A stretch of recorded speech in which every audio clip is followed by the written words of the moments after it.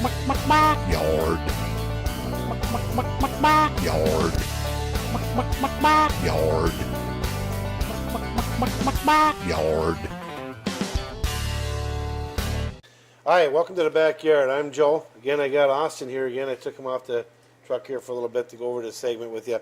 Austin goes out to our farms, and so it's kind of nice to have Austin here today. Very much. Thanks, Joe, for having me. Yeah, it's kind of a little break for you too after Austin goes all the way up to Fertile, north of Fertile, north of Monoman, and he goes all the way down to just touching Alexandria and all the way out west to, Lisbon? Lisbon, north of Lisbon, North Home, Enderlin, up in that area. And he does all our route truck services for us. Well, we're going to talk to you today about Dairyland seed. We got into the seed business here probably 10, 12 years, well, actually more than that, about 13 years ago. I ventured out. I actually interviewed 13 different seed companies. At that time, what I was looking for is a seed company that had a corn silage variety that would work on our dairy farms, because I was getting upset trying to do nutrition for dairy farms, and the corn would be coming right through. Very And we researched, and we actually sat down with 13 different ones, and we finally found one that put a lot of time and money into corn silage. And that was actually Prairie Estates. Very good company. This year we actually parted ways. There's nothing wrong with Prairie Estates, a good company, but we moved on. We went on to somebody that we feel is doing a little bit more research. They come out of Wisconsin. They've been in the business for a long time. They are I feel privileged to be able to deal with them. They are the king when it comes to alfalfa. There is no other alfalfa that is as good as Dairyland. Yeah, we've had a lot of good luck over the years with alfalfa, and probably one of the biggest things, Joe, you want to talk about is the alfalfa seed shortage that's going on. Well, we because of the year last year and because of the cold temperatures and a kind of a sheet of ice that went over Wisconsin and southern Minnesota and northeastern Iowa, there's a lot of replant going on, and then there was some production facilities that didn't get the production that we thought they would get, and the biggest one that is a shortage of, believe it or not, is a hybrid. And Dairyland is the only one that has, or that they're the ones that plant the hybrids. They're the only company that has hybrids.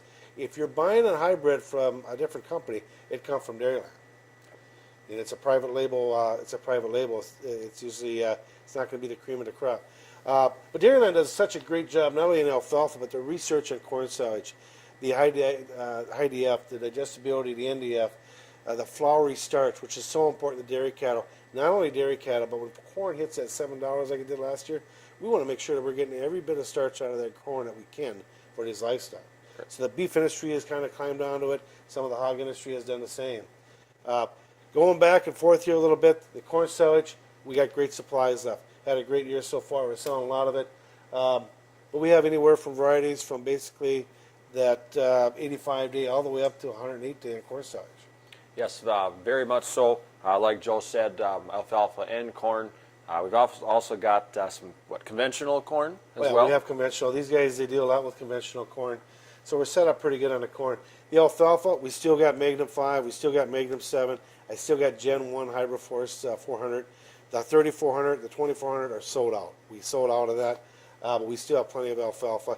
The other thing is we deal with another company called Lacrosse, and we become their distribution wholesaler here in Perm. So we also have the Roundup Ready alfalfa available for you as well, along with different pasture grasses, turnips, radishes, beets, you name it. Guys that want to put in a deer plot, come see us. We're going to have all kinds of different seeds for clovers and everything else for deer plots.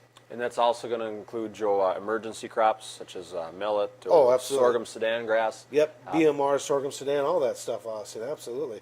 And it's kind of neat because you see a lot of these different areas. You go out west, a lot of these guys are planting pasture grass. Exactly, and that's one thing that does get overlooked sometimes.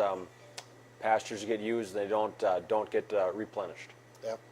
So we're like I said, we feel privileged that we're dealing with Dairyland. They've been a great company. We're dealing with them for 3 years. Their product is good. Their service is excellent. They're family owned, but yet they joined with Dow Chemical as well. They had to do that to get into to stay in that traits with everything else. But really like them. Good team to work with. We got some great backing from them. So again, hey, thanks for tuning in this segment with the backyard. Thanks again. I'm Joe.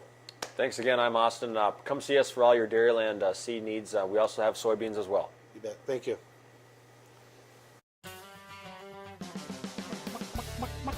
Yard. Yard. Yard. Yard.